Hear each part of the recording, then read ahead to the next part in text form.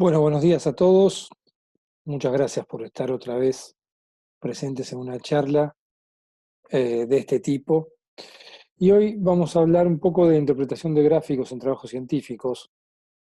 A ver, cuando uno habitualmente lee trabajos, ve presentaciones, está en distintas situaciones, se le presentan gráficos.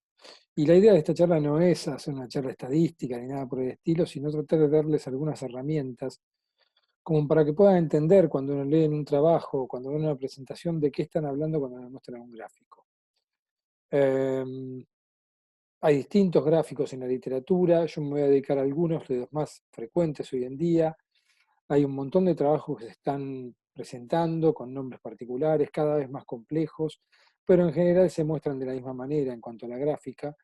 Y yo creo que hay dos o tres gráficos que uno los tiene que conocer y tratar de entender como para saber de qué están hablando los que presentan en congresos, los que leen un trabajo o nosotros mismos, si estamos mostrando algún gráfico, poder interpretarlo y poder explicárselo al otro. Entonces, vamos a hacer una modalidad distinta a las anteriores. En este caso yo me voy a dedicar a mostrarles algunos trabajos que son más conocidos, otros que menos, y ver cómo se presentan y poder explicarles sobre estos ejemplos cómo interpretar los gráficos. El primer trabajo que voy a citar es el estudio Arques, está publicado en Journal of Clinical Oncology, lo puedes buscar. En urología es un trabajo bastante conocido. Para los que no hacen urología y estén escuchando esto, es un trabajo en el cual se comparan dos tratamientos para cáncer de próstata metastásico sensible a la castración. O sea, cáncer de próstata metastásico que se puede tratar con castración. La castración en inglés habitualmente se llama ADT, Androgen Deprivation Therapy, y comparan ADT sola versus ADT más ensalutamida. Es un trabajo bastante nuevo, creo que fue publicado en el año 2019, y vamos a ver algunos outcomes principales, voy a tratar de no repetir mucho, pero vamos a ver qué es lo que publican. En general, lo primero que publican es un diagrama consort, ya hemos hablado en otra charla, en la charla de uni multivariado, perdón, en cómo escribir un trabajo científico de lo que es un diagrama consort, en donde ven el flujo de los pacientes desde que se enrolan, los pacientes que se eligen, los pacientes que quedan afuera, se enumera todo y cómo se alojan en cada rama de tratamiento y se comparan las ramas de tratamiento en cuanto a los pacientes que fueron cayendo durante el camino, sea porque descontinuaron, sea por muerte, o sea por lo que sea, y los outcomes principales de cada una de las ramas. Segundo, habitualmente viene la tabla 1, en donde ustedes ven un grupo en ensalutamida más ADT o ADT solo, en donde comparan un poco las medidas, las medias, los porcentajes, etcétera, de cada uno de los grupos, teniendo en cuenta que en este caso no ponen la P. ¿Por qué? Porque habitualmente la randomización equipara a los grupos, y si ustedes ven los números, son bastante similares entre un grupo y otro. Por lo tanto, podría ponerse la P como no ponerse. Yo siempre digo que soy favorable a poner la P, pero en este caso no la han puesto. En cuanto al outcome principal, que son medir tiempo hasta su recaída, tiempo hasta de sobrevida global, tiempo de sobrevida específica, vamos a definir algunas cosas. Tiempo de sobrevida global es muerte por cualquier causa, tiempo de sobrevida específica es muerte por el cáncer que estamos estudiando, en este caso cáncer de próstata. Recaída puede ser recaída bioquímica, recaída radiográfica, recaída de cualquier tipo. Vamos a ver uno de los gráficos de este estudio ARCES. Estos gráficos se llaman gráficos de Kaplan-Meier o curvas de Kaplan-Meier, en donde habitualmente uno ve un gráfico cartesiano con un eje de ordenadas, que es el eje vertical, ¿sí? Que está ordenado de 0 a 100%. Fíjense que la denominación del eje de ordenadas es tiempo de recaída radiológica, ¿sí? Yo sé que esta traducción es tiempo de recaída radiológica y un porcentaje entre paréntesis, y el eje de las abscisas, que es el eje horizontal, son los meses. Vale decir, yo quiero ver a los 12 meses, por ejemplo, ¿sí? Cuánta gente está libre de recaída radiológica en este caso. Entonces me voy de 12 meses, hago una línea vertical imaginaria, ¿sí? Y voy y veo dónde se une con la primera curvita, que es la curva roja, ¿sí? Y la curva roja corresponde a ADT solo, ¿sí? Cuando me junto con esa curvita, hago una línea imaginaria horizontal y me fijo qué porcentaje de gente está libre de recaída radiológica a los 12 meses, ¿sí? Lo mismo puedo hacer con la azul. Fíjense que esta curva siempre arranca de 100. Eso que quiere decir que al mes 0, al momento de enrolamiento del estudio, nadie tenía recaída radiológica. Y como ven, hay escaloncitos. Estos escaloncitos significa que seguramente los pacientes fueron controlados cada 3 meses. Fíjense, el primer escaloncito está a los 3, el segundo a los 6, el tercero a los 9, y así sucesivamente. Y estos escaloncitos a veces se ven en este tipo de protocolo que se controlan cada 3 meses, las recaídas son detectadas cada 3 meses. Pero puede ser que estudiamos sobrevida, por ejemplo, nosotros tenemos que un paciente se muera al día 2, a los 30, a los 50, a los 60, y cada una de esas recaídas o cada una de esas muertes, si midiéramos muertes, va a ser una caidita de escalón, ¿sí? Entonces, vamos a ver un ejemplo lo más sensato posible, o mejor dicho, vamos a escribir el resto de los componentes de la tabla. Tenemos las dos curvas, una para azul para ensalutamidas ADT, una roja para ADT solo, ¿sí? Y vemos que gráficamente las dos curvas se separan, y eso ya es un buen parámetro de que hay una diferencia entre ambas. El método de Kaplan-Meier y las curvas de Kaplan-Meier comparan las distribuciones de estas curvas y nos dicen con una P si estas diferencias, si las curvas son estadísticamente diferentes o no. Además, el método de Kaplan-Meier, como dije antes, me permite estimar, y siempre va a ser estimar, qué porcentaje de gente tengo libre del evento que estoy estudiando, en este caso recaída radiológica, a los 9, 6, 3, 12, 15 meses, a los meses que yo quiera, siempre que esos meses estén dentro del rango de los estudios que estoy haciendo o que estén con una cantidad de pacientes en riesgo, y ahora después vamos a ir a la tabla de pacientes en riesgo. Entonces, yo quisiera hacer los 12 meses, como le digo, línea vertical, me voy hasta la curvita, ¿sí? Y en el momento que se cruza con la curvita, busco la línea horizontal en el eje de las ordenadas y voy a tener el porcentaje de gente recaída a los 12 meses. O libres de recaída, perdón, libres de recaída, no recaídas. Y ese porcentaje va a tener un intervalo de confianza que no está acá en la curva, en esta, pero se puede sacar estadísticamente. Lo mismo en el azul, si yo me voy al azul 12 meses, me voy para arriba, si llego acá, tras una línea horizontal, más o menos 80 y tantos por ciento de pacientes están libres de recaída a los 12 meses. Podría ser lo mismo a los 15, a los 18, a los 21. Un componente importante que tienen estas tablas es la población en riesgo. At risk table se llama.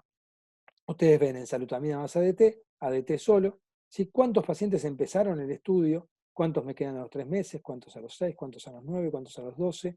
¿Cuántos a los 15, 18, etcétera, etcétera? Se dice habitualmente que uno no debería hacer estimación de sobrevida más allá del punto en el cual queden menos del 10% de pacientes que iniciaron. Vale decir, si yo veo en salutamidas ADT 574, el 10% es 57,4, me voy, yo acá ya en 21 no debería hacer un cálculo de sobrevida porque me quedan menos del 10% de pacientes que iniciaron. Y ni hablar acá que me quedan 10 de 511. Entonces, uno habitualmente debería hacer cálculos hasta el punto en que le queden no menos del 10% de pacientes o no menos de 15, dicen algunos trabajos también. Por lo tanto, en este caso yo me quedaría como 18 el máximo tiempo que yo podría estimar sobrevida. Otra medida que informa la tabla de Kaplan-Meier es la mediana, y hoy está muy de moda en muchos trabajos y en muchas presentaciones dicen la mediana, la mediana de meses de meses es tanta, fíjense acá que dice la mediana en meses, ¿sí? Es tanto o tanto para un grupo y otro. ¿Cuál es la mediana? Fíjense esta línea horizontal, que es una línea gris con interrumpida, ¿sí? Es el momento o es la línea en la cual quedan el 50% de los pacientes en riesgo, ¿sí? Sí, el 50% de los pacientes en riesgo. El punto en donde la curva azul o roja cruza esta línea imaginaria del 50% es la mediana de tiempo de sobrevida, ¿sí? Fíjense que en el punto rojo, en la curva roja, lo cruza más o menos a los, yo supongo que debe ser 19 meses, bueno, está escrito acá, 19 meses, ¿sí? Yo me voy donde cruza la curva a esta línea horizontal, me voy para abajo y busco a qué referencia en el eje de las abscisas. En el azul no la cruza nunca, este 50%, por eso acá ponen que not reached es que no se llegó a estimar la mediana. Entonces, estas son valores, son medidas de resumen de sobrevida. La mediana en meses de sobrevida está expresada como el lugar en donde la curva cruza a la línea horizontal del 50%, y eso lo llevamos a meses. Obviamente que en esta curva se fija el hazard ratio, se da una P, la P de comparación entre las dos curvas, ¿sí? Y como les decía el ejemplo, vamos a hacer el ejemplo pero en vivo. Línea de 12 meses, yo quiero saber cuántos pacientes están libres de recaída a los 12 meses, trazo una línea vertical, ¿sí? que arranque desde 12 y vaya para arriba, y trazo las dos líneas, ¿sí? En donde la curva cruza con esta de 12, ¿sí? Me voy a 90 y pico y a, perdón, a 80 y pico, 84 en este caso, y a 61, que son la sobrevida libre de recaída radiológica a los 12 meses. Esto tiene un intervalo de confianza, insisto que no lo vamos a ver acá, pero esta es la manera en que cuando ustedes ven un gráfico de Kaplan-Meier y les ponen en un texto la sobrevida estimada libre de recaída bioquímica para el grupo en ensalutamida ADT es 84%, mientras que para ADT solo es 61%, P 0,001. Bien, ¿de dónde sacan esos valores? Bueno, de estas curvitas, y haciéndolo de esta manera. ¿Sí? Ustedes lo pueden sacar visualmente haciéndolo de esa manera, más allá de que el programa estadístico nos da estos valores en número y no tenemos ningún problema. ¿Hasta cuándo puedo estimar? ¿Puedo estimar a los 24 meses? No, porque tengo muy pocos pacientes en riesgo. ¿Sí? Cuando tengo menos del 10% de pacientes en riesgo, no está bueno estimar.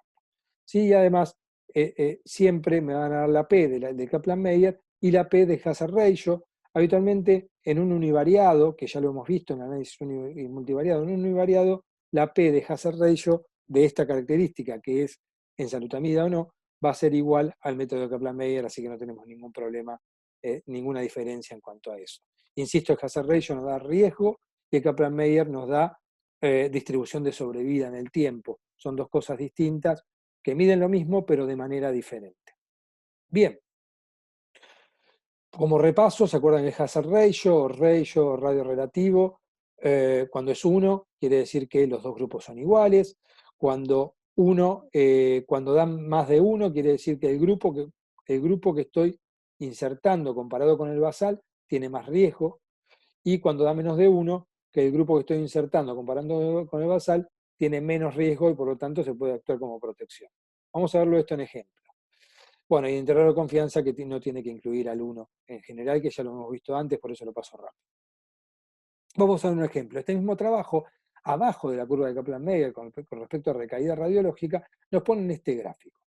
Este gráfico no es un forest plot, que ya lo vamos a hablar más adelante, sino es un gráfico de riesgos, es un análisis univariado de riesgo de acuerdo a distintas variables. Todos los pacientes, se da más de 65, menos de 65, perdón, menos y más de 65, localización geográfica, etcétera, etcétera, tienen todas las variables ahí. La cantidad de pacientes en cada grupo con las características que están midiendo. Y un grafiquito, perdón, la última columna es el hazard ratio de cada una de las variables con su intervalo de confianza. Fíjense que no ponen la P por dos cosas. Primero, por el intervalo de confianza ya se sabe que si no contiene al 1 es significativo. Y segundo, porque nos lo están dando gráficamente. Fíjense, vamos a empezar por la parte final del gráfico, en donde nos ponen en el medio de esta línea horizontal al 1. El 1 es el hazard ratio igual a 1, que es la hipótesis de igualdad. Ambos grupos son iguales. De este lado del 1 tenemos algo que disminuye el riesgo, ¿sí? Y como disminuye el riesgo, porque yo estoy comparando ensalutamida con el tratamiento estándar, ¿sí? Si me disminuye el riesgo el agregado de ensalutamida, pongo que lo que vaya a la izquierda de la pantalla favorece ensalutamida más ADT. En cambio, lo que vaya a la derecha de la pantalla, que querría decir que el agregado de ensalutamida aumenta el riesgo, significaría que favorece al placebo más ADT. Si ya la ensalutamida me está aumentando el riesgo, quiere decir que el placebo es protector. ¿Sí? Vuelvo a repetir. Hazard ratio igual a 1, igualdad de condiciones es la línea punteada que sale vertical del medio. Hazard ratio menor a 1 quiere decir que el agregado de ensalutamida, yo estoy comparando ensalutamida versus tratamiento estándar. El estándar es el basal. Por lo tanto, el agregado de ensalutamida me protege de recaída radiológica en este caso. Ahora, si me fuera para el otro lado, ¿sí? El agregado de ensalutamida tendría que decir en realidad desfavorable a placebo más ADT, desfavorable para ensalutamida más ADT, que es lo mismo que decir favorable para placebo más ADT. ¿Bien? Y nos lo ponen gráficamente. Estos grafiquitos que ven, estos puntos azulitos en el medio, estos círculos azulitos, ese círculo azulito corresponde al hazard ratio, ¿sí? Y los bigotes que ven a los costados, los bigotes con sus extremos, son el intervalo de confianza.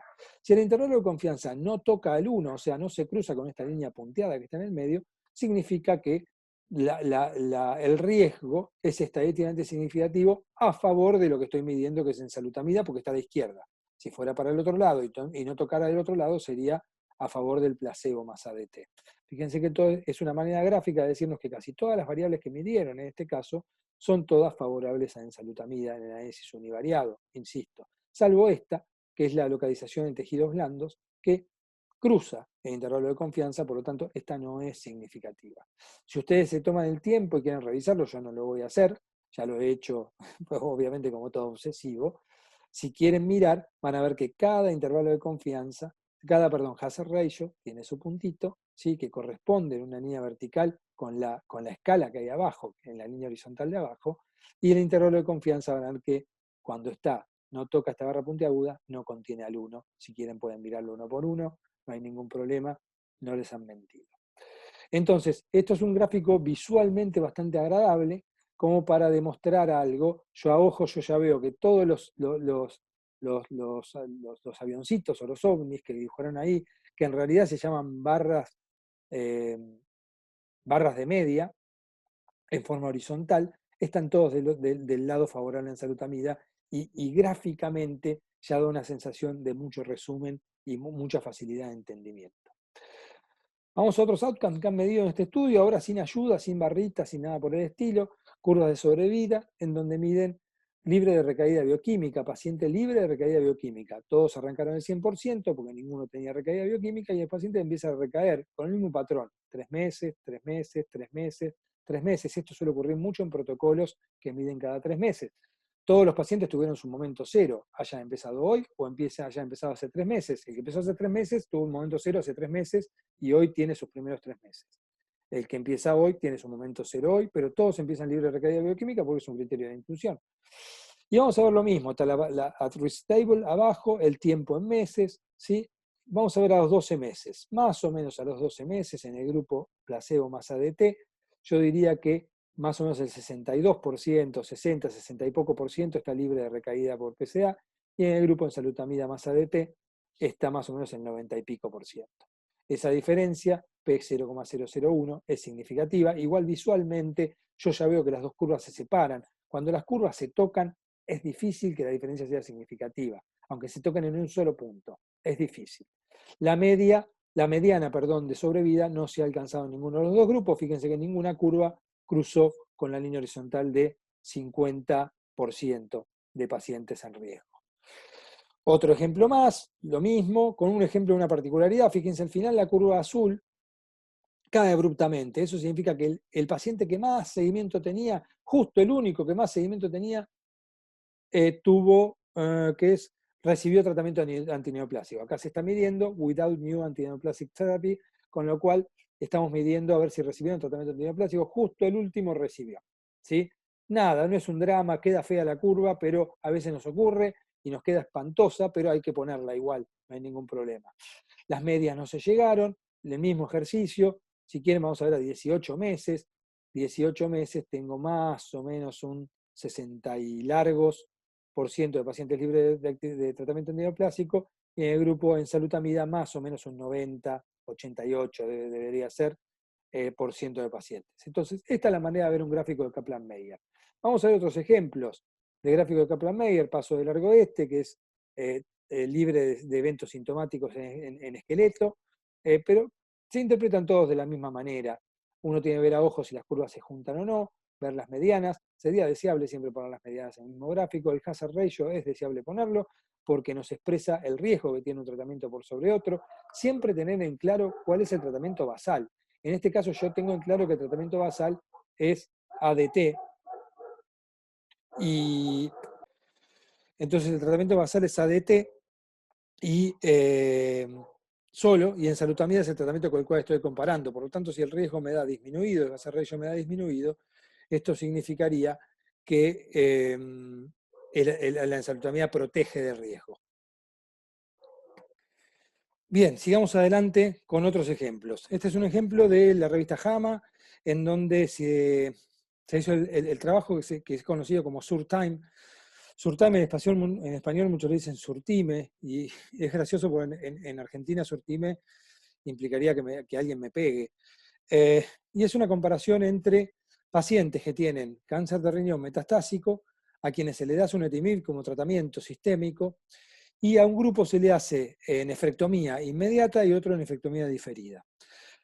Este es un grafiquito de abajo que dice cómo se dividieron a los pacientes. Fíjense que hay un grupo nefrectomía inmediata, en donde se hace nefrectomía de entrada, se le hace un ciclo de sunitinib, 2 ciclos, 3 ciclos, 4 ciclos de sunitinib, y ahí se comparan en el tiempo.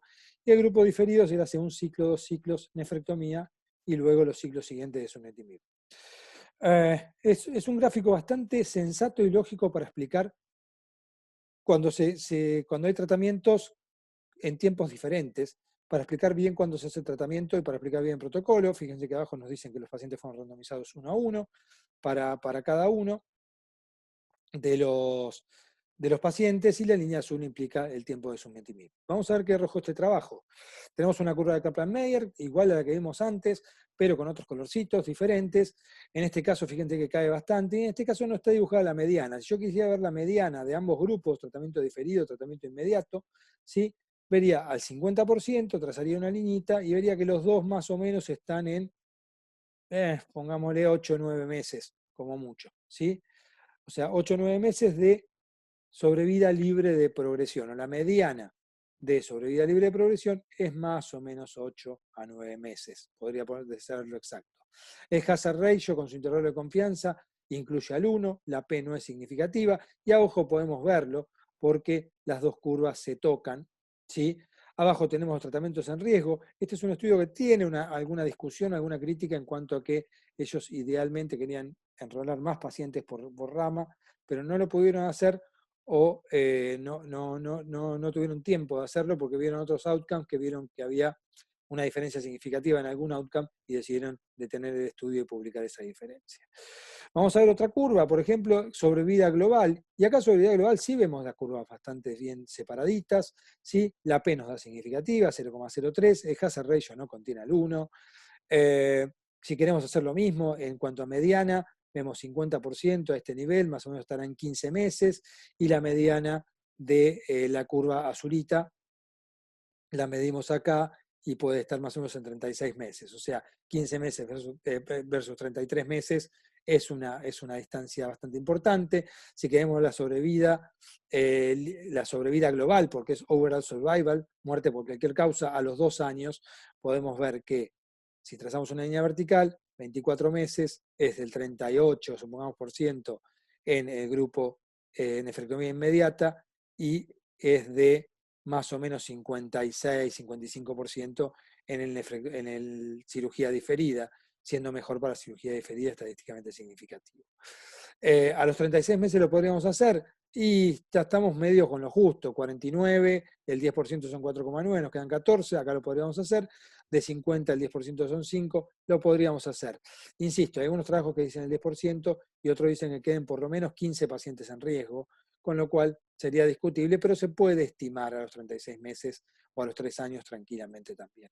Este grafiquito a mí me gustó, además, y lo quise poner, porque fíjense que alrededor de la niñita azul hay como una sombra azul atrás, y alrededor de la naranja hay una sombra rosa, y estas sombras son el intervalo de confianza de la sobrevida, y fíjense que queda siempre una brecha gris en el medio, que nos habla de que las diferencias son significativas también. Me parece una cosa, un agrado piola que no había visto, la verdad que no lo había visto nunca.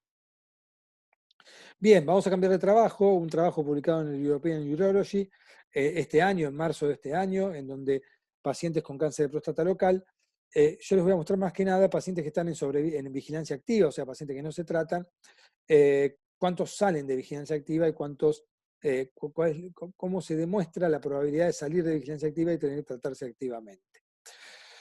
Acá vemos un gráfico que uno dice, pero esto no es un Kaplan-Meier. El Kaplan-Meier me arranca, según Tobía, me dijo que arranca del 100% y me va bajando a medida que van cayendo los soldados. Bueno, esto es una inversa de Kaplan-Meier, es un gráfico de Kaplan-Meier igual, en donde, fíjense que dice de Kaplan-Meier Estimates, en donde en realidad tengo todos pacientes en vigilancia activa y estoy viendo cuántos salen de vigilancia activa. O sea, esto es la probabilidad de cambiar tratamiento, que de alguna manera sería la probabilidad de no permanecer en vigilancia activa.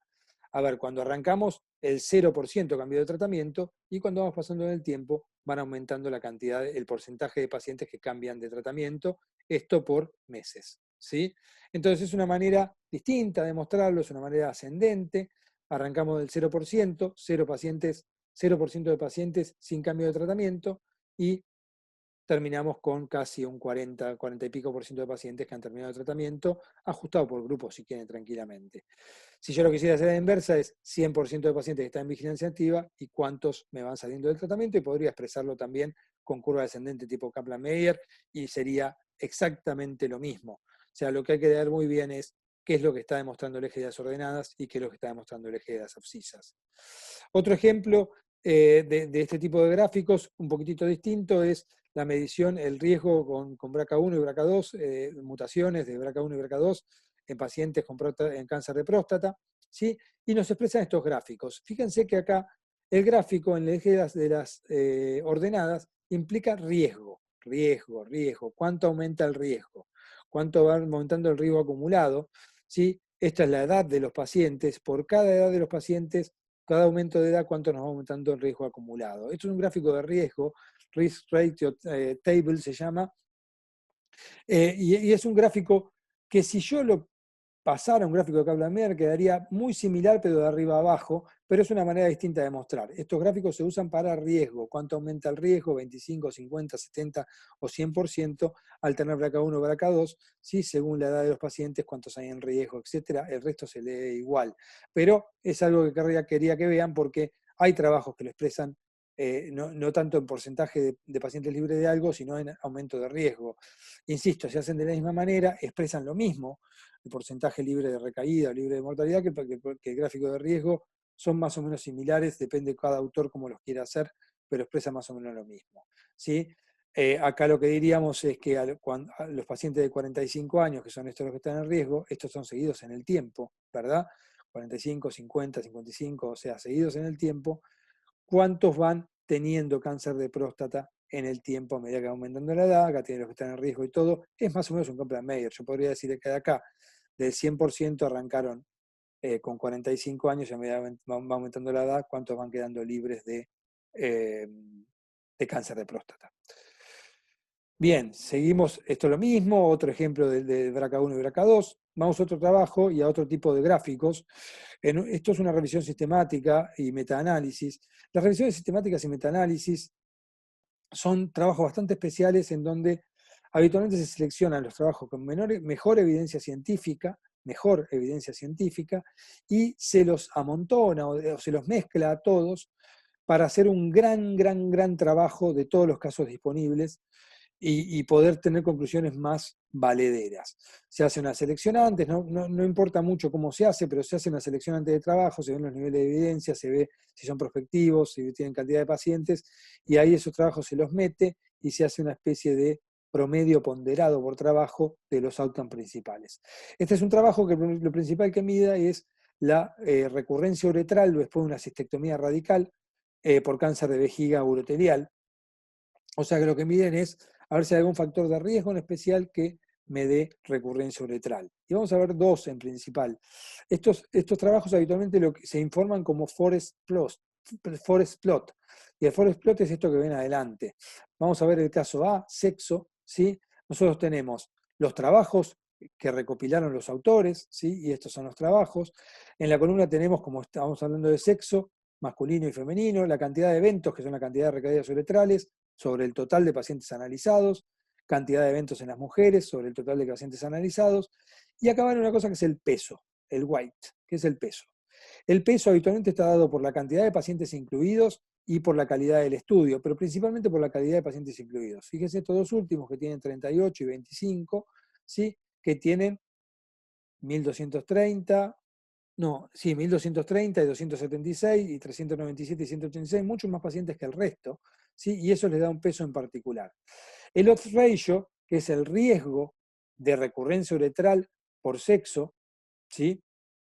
Que da cada estudio en particular, el año en que se publicó el trabajo, el intervalo de confianza del odds ratio y un grafiquito. Fíjense que el grafiquito nos da un 1, que es la hipótesis que el odds ratio no es significativo, o sea que es igual para ambos grupos, ¿sí? Nos va para el lado protección, que en este caso favorece female, ¿sí? Y para el lado favorece male, favorece al varón, ¿sí? O sea, si el riesgo es más en varones o el riesgo es más en mujeres. Y arriba tenemos unas barritas horizontales en donde ven, la barrita de arriba tiene un puntito chiquitito, la del medio tiene otro puntito chiquitito y dos bigotes largos. Estos puntitos nos hablan más o menos de la magnitud de pacientes que hay en ese estudio, ¿sí? Fíjense que esta tiene un cuadradito más grande en el medio y esta otra tiene un cuadradito más grande. Cuanto más tamaño muestral tienen, las barras de error, que son los bigotes horizontales, son siempre más cortas. Y vamos a ver si esas barras tocan la hipótesis de igualdad o no. O sea, si tocan el 1 o no. En este caso la mayoría tocan, la tercera no toca y está a favor del hombre, perdón, me fui. La anteúltima toca penitas y si nos vamos a ver acá es 1,19570, no toca, no incluye al 1. ¿Sí? Y abajo de todo tenemos un rombo. Y el rombo es el promedio ponderado de todos estos odds ratios. ¿Por qué ponderado? Porque lo pondera por el peso de cada estudio. O sea, le da más peso a los que tienen más pacientes o que tienen eh, mejor calidad que a los que tienen menos pacientes. Esto es un promedio ponderado. ¿Sí? No me voy a delirar mucho, si quieren búsquelo en Google, que es ponderar algo, pero es darle más peso según la importancia que tiene, básicamente. Entonces, a dos odds ratio iguales, pero que uno tiene más tamaño muestral, voy a hacer que valga más el que tiene más tamaño muestral y en eso en el promedio ponderado me va a valer más. Bien, y este rombito lo que hace es tener dos extremos en línea horizontal, que lo que tenemos que ver es si tocan el 1 o no. En este caso, si nos fijamos en la medida general, 0,96 a 5,6 en intervalo de confianza no, contiene al 1, por lo tanto podemos decir que en el metaanálisis sexo no es un factor predictor de recaída uretral. ¿Sí? Vamos a ver lo que pasa abajo. Acá comparan derivación urinaria ortotópica, o sea, a uretra, o no ortotópica, que es a piel, un ostoma, básicamente. Y es bastante lógico pensar que si uno deriva la orina por intestino a piel, no le va a importar mucho qué cantidad de uretra corta y va a tratar de cortar lo más posible porque no necesita esa uretra para anastomosar la neovejiga. Ahora, cuando uno hace una neovejiga y tiene que hacer la anastomosis abajo de todo, por cuestiones de continencia habitualmente se deja más uretra y hay más riesgo de dejar enfermedad residual. Esto es lo que dice la teoría. Vamos a ver la práctica. Tenemos los trabajos citados, ¿sí? Los trabajos incluidos, la cantidad de eventos sobre la cantidad de pacientes, la cantidad de neovejías ortotópicas, en neovejías no ortotópicas, la cantidad de eventos sobre cantidad de pacientes, el peso de cada estudio, ¿sí? El peso, que es la cantidad de pacientes habitualmente, lo más importante, el odds ratio de cada estudio, el año en que se publicó, y el grafiquito que nos va a decir si gráficamente si esos odds ratio de cada estudio tocan o no tocan al 1, y el 1 nos separa en favorece neovejiga no ortotópica o favorece neovejiga ortotópica, y vamos a ver que el promedio ponderado nos da este rombito cuyo extremo no toca al 1, por lo tanto podemos decir que en el metaanálisis el hecho de hacer una neovejiga no ortotópica disminuye el riesgo de una recaída uretral y los disminuye, esto es 0,44, así que los disminuye en un 56% aproximadamente con el incidente error de confianza que tienen ahí. Entonces, Forest Plot es una manera visual de mostrar un montón de cosas, sobre todo en metaanálisis, nos muestra lo que dio cada trabajo y un promedio ponderado gráficamente, o sea, nos muestra una evidencia de todo lo que hay en la literatura y lo que sería el resumen de toda la literatura en un promedio ponderado a través del rombito que hay ahí. Otro tipo de forest plot, otro ejemplo de forest plot es un trabajo de fertilidad, varicocele y tratar la infertilidad masculina. Este es un forest plot que lo muestro porque es más difícil de interpretar. ¿Sí? Tienen lo mismo, los trabajos citados, la cantidad de pacientes incluidos, por grupo, por tratamiento, grupo control. ¿Sí? El grafiquito que nos dice 1, hipótesis de igualdad, ¿sí? Y nos dice, no nos explica acá cuál es el lado que favorece. Si favorece para un lado es favorable al tratamiento, para otro lado es favorable al control.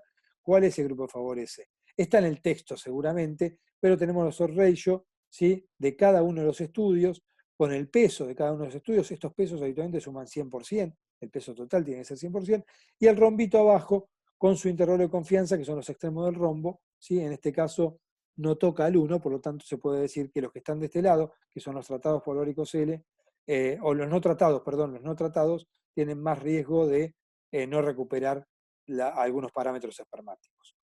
El mismo trabajo, en cuanto a recuperación de espermatozoides, o creo que era cantidad de espermatozoides, ahora me está tapando la barra justo, pero en la concentración de espermatozoides, todos los trabajos que citan, y acá en lugar de poner un puntito como antes, ponen un cuadrado con su bigote correspondiente de cada uno de los trabajos, y acá ponen una línea vertical que nos refiere al rombito. Fíjense que cuanto más cantidad de trabajos o más cantidad de pacientes o de estudios publicados sale, el rombo se hace cada vez más chico. Tenemos un rombito en cuya mitad nos dice, a ver, con respecto a ese rombo, cómo está en el resto de los trabajos. Y este rombito está claramente a favor del grupo tratado, del grupo no tratado, perdón, a favor, digo, aumento de riesgo del grupo no tratado, de no recuperar. Entonces, esto es una manera visual de ver todo y de resumir literatura. Vamos a ver otro ejemplo en el Journal of Urology. Este es un trabajo publicado este año en cuanto a estadificación de cáncer testicular. Y esto para mostrar solamente que el forest plot también puede servir para mostrar otras cosas como sensibilidad. Esta es la sensibilidad de un estudio para diagnosticar, para estadificar cáncer de testículo. Y fíjense que tengo todos los estudios. Un estudio me da una sensibilidad más o menos. La diferencia es, fíjense abajo de todo en la línea horizontal, voy a dejar de mover el cursor así se puede ver, o así lo puedo ver yo por lo menos. Fíjense que en la línea horizontal de abajo ya no tenemos el 1. Esto no está midiendo ratio, sino que está midiendo sensibilidad. Y la línea vertical que sale para arriba pasa por la mitad del rombo. O sea que la sensibilidad puleada, que está ahí al costadito, voy a tratar de marcarla sin mover mucho, 0,47, ¿sí? Es justo la mitad de este rombo. O sea que la sensibilidad puleada de todos los estudios es del 47% aproximadamente. De ahí para arriba tenemos lo mismo que antes, el puntito es la media de sensibilidad que dio este estudio, con su intervalo de confianza, la media del otro, la media del otro, la media de este, ¿sí? La puleada es 40%, o sea que si yo hago un resumen ponderado de toda la sensibilidad de estos estudios, más o menos me da 47%, que es la medida de resumen. Para estas cosas también puede servir un forest plot, y se los quería mostrar para que vieran otros ejemplos, otras utilidades. Otros gráficos, sí, hay gráficos, estos se llaman box plot. Los box plot son muy buenos para resumir medidas continuas, edades, por ejemplo, en 5 grupos diferentes. La mitad del box plot es la mediana de la edad. Los extremos de las cajas son el percentilo 25, el percentilo 25, el percentilo 75, y los extremos de los bigotes son los rangos, habitualmente. Acá pueden ver algún puntito afuera, el puntito afuera son outliers, datos que están fuera de todo rango y cosas por el estilo, y se grafican, y visualmente nos puede dar diferencia en comparación de medianas, básicamente. Las barras de medias son lo mismo que mostramos antes cuando hablamos de los gráficos, ¿se acuerdan del ARCES? De los gráficos que estaban horizontales cuando medían los riesgos. Bueno, esto es una barra en donde la mitad de la barra habitualmente es la media, ¿sí? Y los extremos son los intervalos de confianza del 95%. Habitualmente son simétricas en general. Si no, no valdría la pena describir la media, pero bueno, ya eso es algo estadístico, no me voy a desviar. Y se pueden poner horizontales o verticales, depende de la escala que estemos midiendo. Los scatter plots o diagramas de dispersión nos sirven para comparar dos variables continuas entre sí, por ejemplo, peso y talla, ¿sí? Y nos ayudan a ver si una crece con la otra, o si una disminuye con la otra, o cuán variables son. Y por último, estos grafiquitos que los van a ver cada vez más son los gráficos de redes neuronales. Las redes neuronales son estudios que se están haciendo mucho hoy en día. Hay cada vez más estudios, utilizan redes neuronales artificiales, se llaman, utilizan inteligencia artificial y se basan en el sistema nervioso, en que todo está conectado con todo.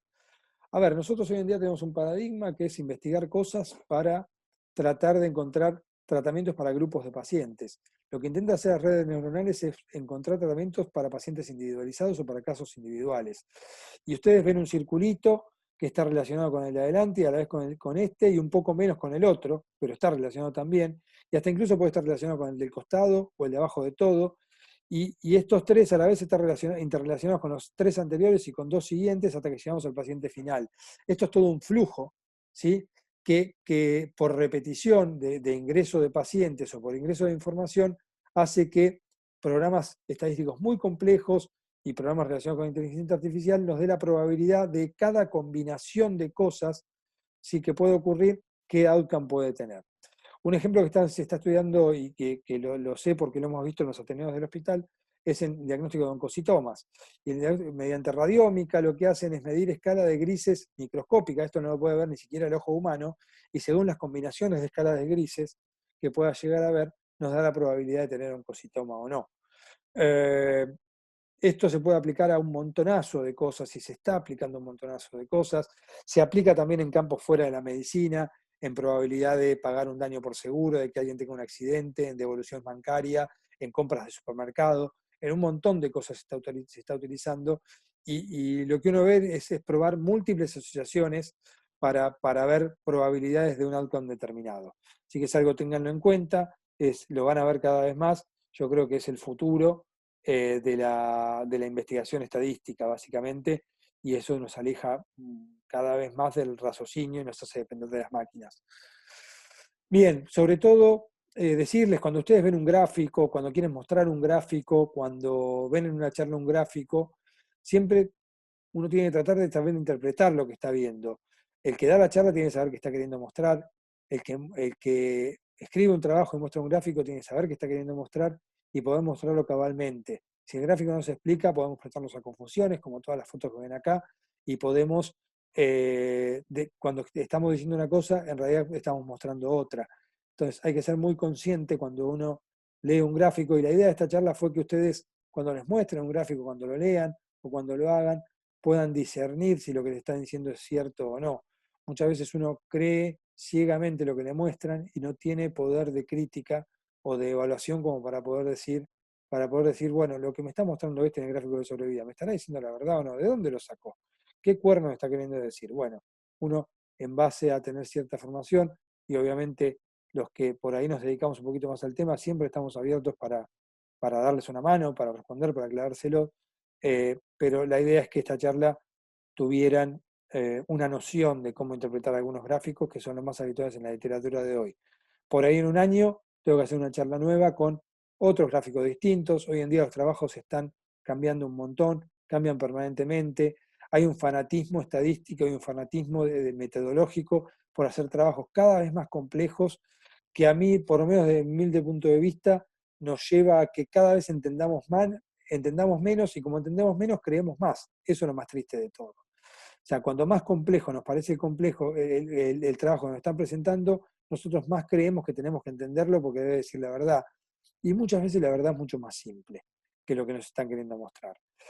Hoy en día hay trabajos por la intención de tratar, hay trabajos de no inferioridad, hay trabajos con diseños que la verdad para mí son bastante estrafalarios. Yo leo trabajos en donde yo tengo una especialización en estadística y leo el diseño estadístico que utilizaron y me cuesta muchísimo entenderlo, lo cual, como dijo algún jefe alguna vez mío, si me lo explica una vez y dos veces y no lo entiendo, alguien me está queriendo meter el perro. Yo creo que muchas veces están forzando la estadística para poder eh, demostrar lo que se quiere demostrar y poder vender productos, y nosotros como médicos tenemos que estar capacitados como para poder interpretar, entender y discernir con respecto a lo que nos están mostrando, ¿sí? Y la idea un poco de estas charlas han tenido ese objetivo. Les agradezco a todos, obviamente abierto para las preguntas que quieran, tanto por Twitter, tanto por mail. Y como esta es la última charla de este año 2020, los invito, todas estas charlas van a estar colgadas en YouTube. Hay una página del Servicio de Urología dentro de YouTube, del Servicio de Urología del Hospital Italiano de Buenos Aires, en donde todas las charlas que estamos dando las estamos subiendo, así que las pueden ver cuando quieran, sin ningún problema. Y si no, ahí tienen los datos míos para consultarme lo que necesiten. Les mando un saludo a todos, espero no haberlos mareado, no haberlos cansado, y perdón si fue un poquitito rápido, pero bueno, hay veces que uno se acelera hablando de estas cosas. Les mando un saludo a todos.